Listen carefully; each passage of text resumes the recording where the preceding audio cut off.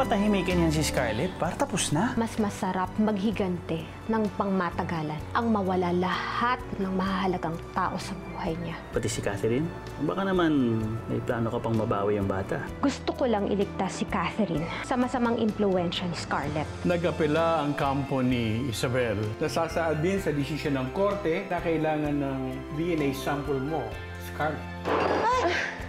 Bakit ka nandito? Nagkamali ako, Isabel. Ikaw pa rin ang mahal ko. Ikakasal na kayo ni Scarlett, tapos ito ka sa harapan ko. Sinasabi mo na baka mahal mo rin ako? Wala na kami ni Scarlett. Dahil alam niya, ikaw pa rin yung gusto ko. Tumingin ka ng diretso sa mga mata ko. At sabihin mo sa akin na hindi mo na ako mahal. Hindi na kita mahal, Jonas. Talaga ba, Isabel? Hindi mo na ako mahal? Gago pala tong Jonas na to. Ay, sir, wait. Just watch. Trust me. Wala na akong katiting na pagmamahal sa'yo, Jonas. Senyora, mawalang galang na po. Aanin niyo po to ang pinaglinisan ng sugat ni Ma'am Scarlett. Gagamitin ko yan para patunayan kung totoo ang binibintang ni Isabel kay Scarlett. Maraming salamat po sa parangal na ito. Naniniwala po ako na meron po tayong moral na obligasyon na tumulong po sa mga nangangailangan. Aalagaan mo ang mga batang ito? O baka naman ipapahamak mo lang sila? Kaya kahit anong tulong at bait ang gawin mo, hindi na magbabago ang katotohanan na isa kang kriminal! Kriminal?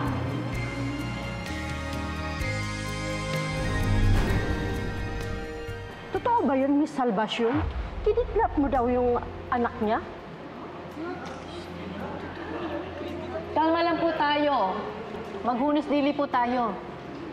Pasensya na, Isabel, sa kaguluhang ito, ha? Bakit ka humihingi ng sorry kay Isabel? Eh, isa yung kriminal.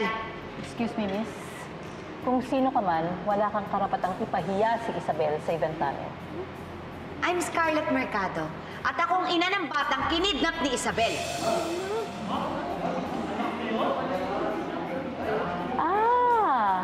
Kayo po si Scarlett Mercado. Naikwento na po sa akin ni Isabel noon pa ang tungkol sa pag-aakusa niyo sa kanya. At ngayon naiintindihan ko na kung bakit nagawa niyang ilayo sa inyo ang anak niyo noon. Correction, Mother. Hindi niya inilayo. Ninakaw. Kinidnap ni Isabel ang anak ko. Porket kriminal at nagkasala sa batas, wala nang karapatang magbagong buhay.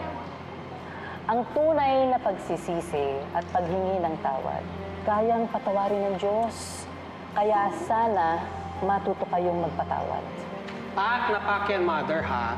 O, agree ba kayo doon? Di ba? Agree?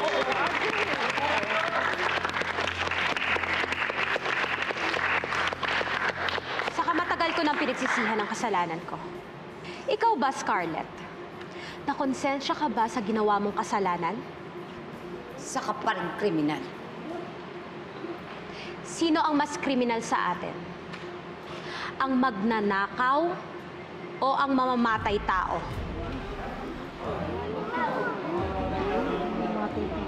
Oh, Scarlett, hindi ka makasagot. Bakit? Natatakot ka ba na pag-usapan uli natin ang kasalanan mo? O gusto mo isiwalat natin lahat ng baho mo dito? Walang iya ka talaga. Hayop ka! Walang iya ka! Walang iya ka! Bitiwan niyo ako! Bitiwan niyo ako! Hindi pa ako tapos kay Isabel! Walang iya ka kay Isabel! Magbabayad ka! Bitiwan niyo nga ako! Bitiwan niyo sabi ako! Ano ba? Hindi pa ako tapos kay Isabel! Hindi pa ako tapos! Tawan niyo ako!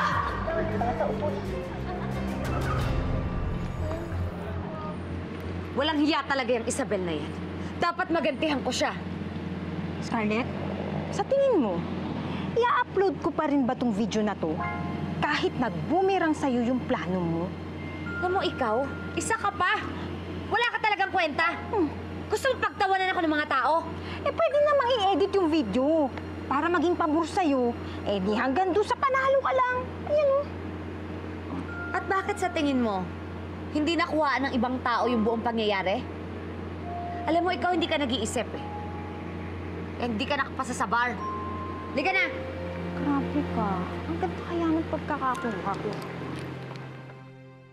Kayo na mga bata at balik na tayo sa mga corners nyo, ha? O, dahan-dahan, ha? O, walang magtatakbuhan. Dahan-dahan lang. Dapat lang kayo. O, dito mga bata. O, dahan-dahan. Babalik na tayo doon.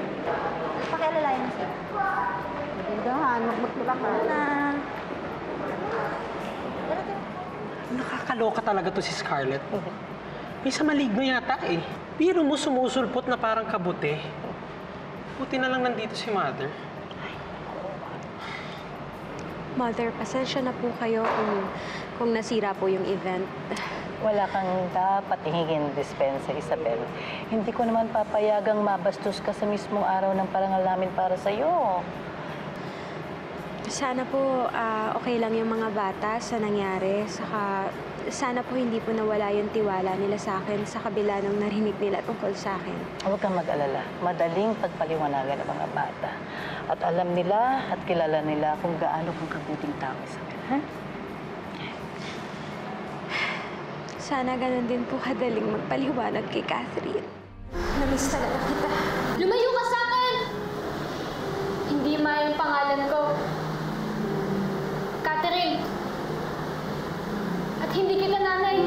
Sumuko ka bilang nanay ko. Kaya ayaw mo na rin maging anak mo.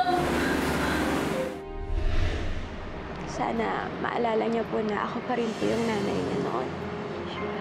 Don't worry. Sure.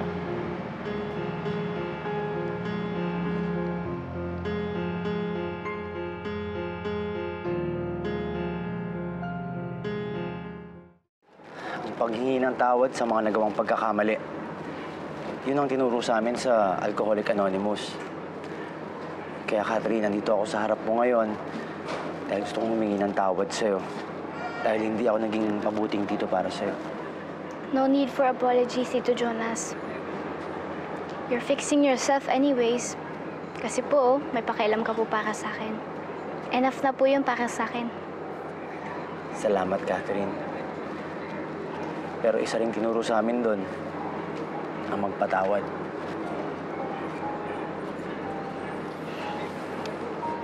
Tito Jonas, please. Huwag na lang po natin siyang pag-usapan.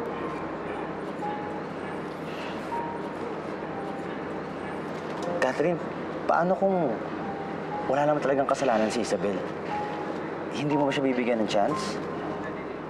Alam mo ba bakit mo ko iniisip na patay na ako? Dahil yan kay Scarlett. Dahil pinapatay niya ako para hindi na kita masundan. Sinisiraan niya lang naman po si Mami eh. Pwede ba, Tito Jonas, wag ka na pong maniwala sa mga sinasabi niya? Catherine, hindi naman sa naniniwala ako sa kanya. Ang gusto ko lang naman, sana wag mo siyang husgahan ng basta-basta. Siya pa rin naman yung mami mo na nag-alaga sa'yo bago ka punta sa amin eh. Alam ko naman na gutom ka. Kaya, pinagtiran kita ng paborito mo. Thank you po, Nanay! Belated happy birthday po, Nanay! Pakabait naman tong anak ko. Maya! Nanay! Mahal na mahal ko po kayo, Nanay! Inabandon niya po ako, Tito Jonas. Kinalimutan niya po na may iniwan siyang anak. Kaya po ako, kinalimutan ko na rin na may nagpalaki sa aking nanay.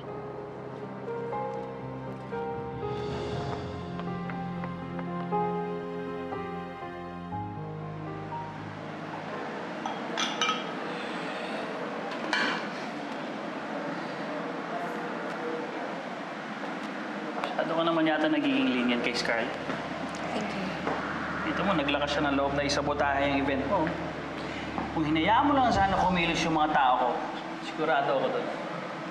Kapag namatay si Scarlett ngayon, sigurado ako ang sisisihin nila. Paano ko pa makukuha ang loob ni Catherine uli? Paano niya pa ako mapapatawad? Siya rin naman ang napahiya. Kung tutuusin niya, hindi naman talaga siya nanalo. May nakita ka pang video online na sagutan namin dalawa ni Isabel? Mula ka, Scarlett. Safe ka pa rin kahit paano. Walang ibang nakakaalam na ikaw ang naipahiya ni Isabel. Insan! Relax, sige. Subukan mo. Ituloy mo. Ibabasa ko ito sa pagmumukha mo. Scarlett, relax ka lang. Sige ka, baka makurumbo ka uli. Makakaganti rin ako sa kanya. Mark my words. Maiisahan ko rin siya. Kaya nakapakikilos laban sa kanya. Kapag binigay na ni Ma'am Matilda sa akin ang hinihingi ko, I'm hoping na kapag nakausap ko siya, may nalaman na siya tungkol sa pagpapatay sa akin ni Scarlett. isang katotohanan para sa paghihiganti ko sa kanya.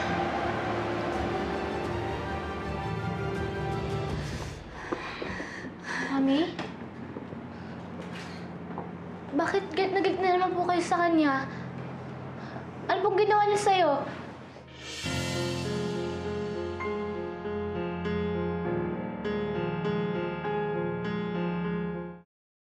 Kumusta, Doc? May resulta na ba?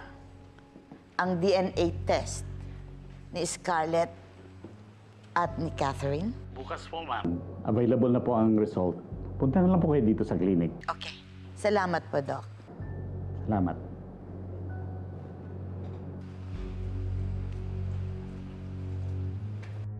Baka pwedeng ikaw na lang, Mama. Ikaw yung ina. Dapat ikaw ang gumawa nun. Bakit? May problema ba? Mama Delta, hindi ko po pinakidnap si Catherine. Mahal na mahal ko po si Catherine para magawa ko po yun. Ina kayo. Alam niyo ang damdamin ng isang ina. Hindi ko kayang ipagpalit si Catherine para lang sa pera. Bakit ba kasi kailangan pa ng DNA sample na yan? Ako naman nanay ni Catherine. Sasayang lang tayo ng oras dyan. Mas marami pa tayong bagay na dapat asikasuhin kaysa yung DNA test. Huwag lang sana tumama ang hinala ko, Scarlett. Na hindi ikaw ang tunay na ina ni Catherine. Anong ginawa niya sa'yo, Mami? Sinaktan ka ba niya ulit? Nag-away ba kayo? Hindi, anak. Tumitingin lang kasi ako sa mga photo albums natin. Then na-realize ko na wala pala ako mga pictures mo habang lumalaki ka. Nak, ang galing talagang sumagot. Perfect alibi.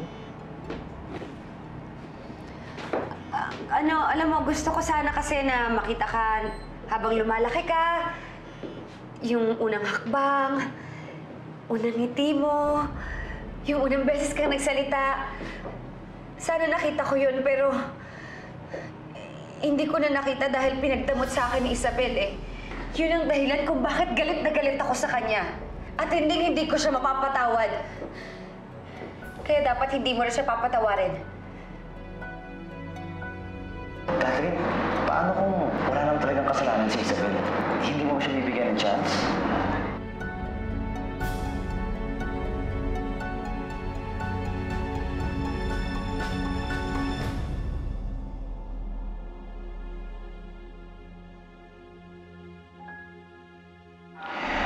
Retrial pala ng custody ni Catherine. Nag-desisyon ka na ba? Natanggap ko na hindi ko siya anak. Kaya bakit ko pa siya paglalaban? Ang mapatawad niya lang ako. Masaya na ako.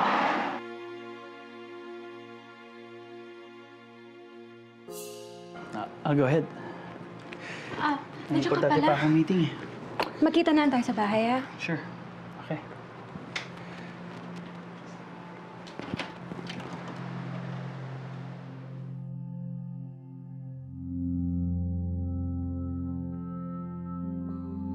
Hello. Hanapin niyo nga ako sa naglalagayan si Jonas. O, paano? Bukas ulit, ha? O, ingat kayo. Sige, sige.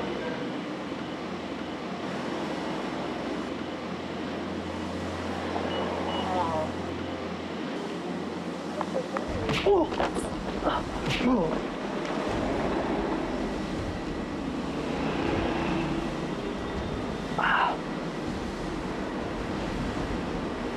Si Isabel ba? Kailan mo siya ulit dadalawin? Lakas din ang loob mo, no?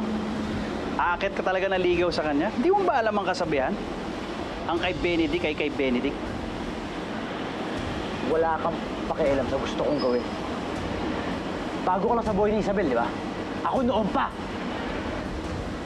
Bago? Anong bago? Hindi mo ba alam ako ang tatay ni Maymay, ha, Jonas?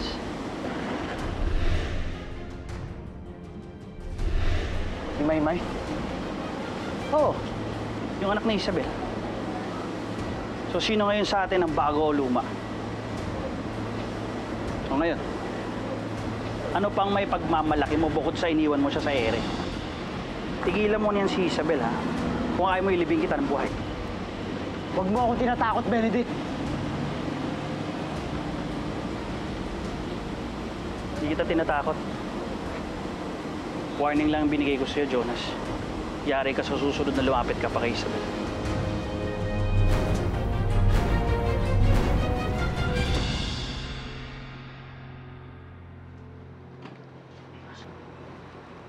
Alam mo, madam, kung ako sa inyo, pipindutin ko na yung cellphone at tatawagan ko na si Doña Matilda.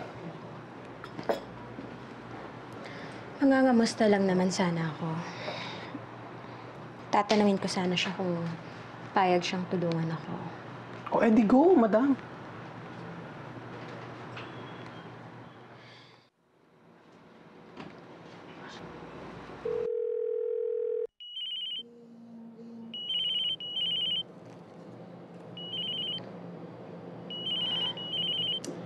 Sabihan na kita kakausapin, Isabel.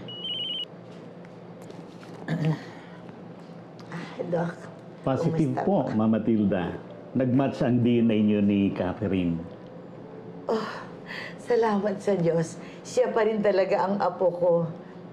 Kumusta naman po yung sa kanila ni Scarlett? Ayon po sa result, the alleged mother is excluded as a biological mother of the tested child. The probability of maternity is 0%. Ano ibig sabihin nito? Hindi si Scarlett ang tunay na ina ni Catherine?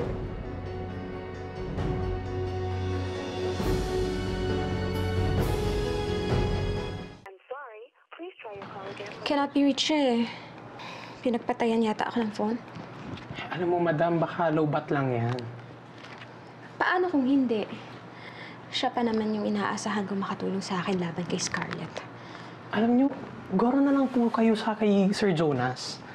Kasi, siya naman po yung mas willing tumulong sa inyo. Di po ba? Gusto ko kalimutan mo na yung suggestion ko na magpatulong sa akin na laban kay Scarlett. Wala akong tiwala sa mga ngayon. Pero ayaw ng Sir Benedict mo. Hayaan mo, siguro hindi pa handa si Mama Matilda makipag-usap. Tatawagan ko na lang siya sa susunod na araw.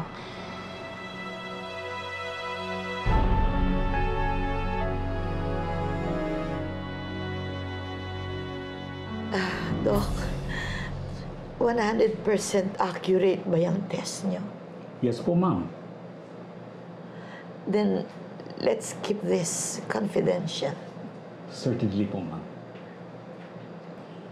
Bakit inilihim sa akin ni Scarlett? Paano nangyari na hindi siya ang totoong ina ni Catherine? Mawalang galang na po, ma'am. Hindi po ba surrogate child si Catherine? Opo. So in that case, dapat yung doktor na nagsagawa ng surrogacy procedure ang dapat yung makausap para makasigurado po kayo. Si Wanda. Pero matagal na siyang patay. Namatay siya nung maaksidente sila ni Scarlett.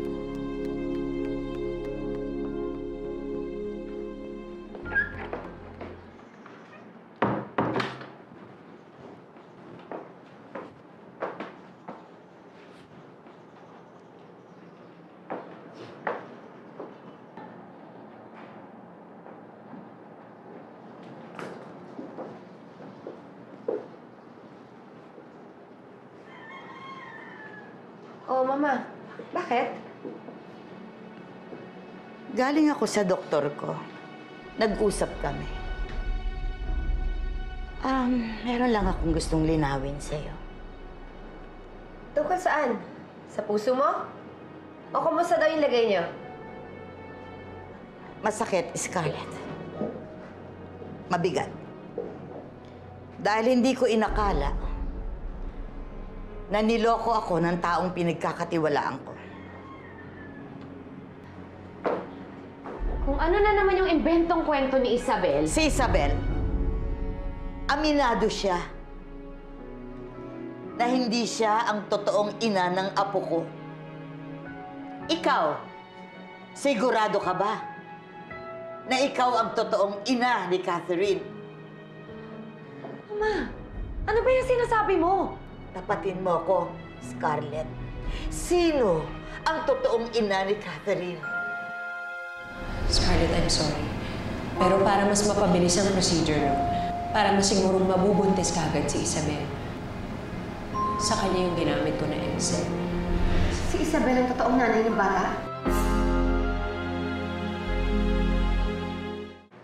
Sino ang tunay na ina ni Catherine?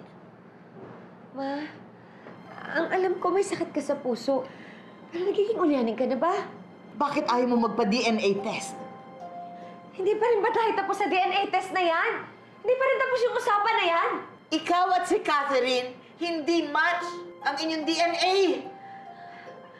Paano mo nasabi? Hindi naman ako nagpa-DNA test. May prueba ako. Pinatest ko ang dugo mo. Hindi kayo match ni Catherine. 0%. Mama, paano nangyari yun? Hindi mo naman ako nakuha ng dugo.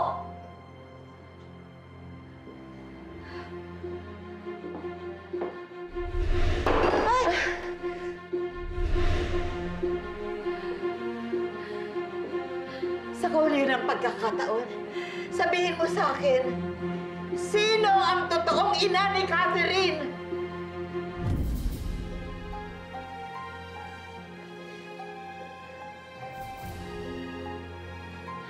Mama, oo na. Aaminin ko na. Hindi na ako yung totoong ina ni Catherine. Pero Mama, maawa ka sa akin. Magpapaliwanag ako. Makinig ka sa akin, Mama. Magpapaliwanag ako. Kung ganon, sino ang totoong ina ni Catherine?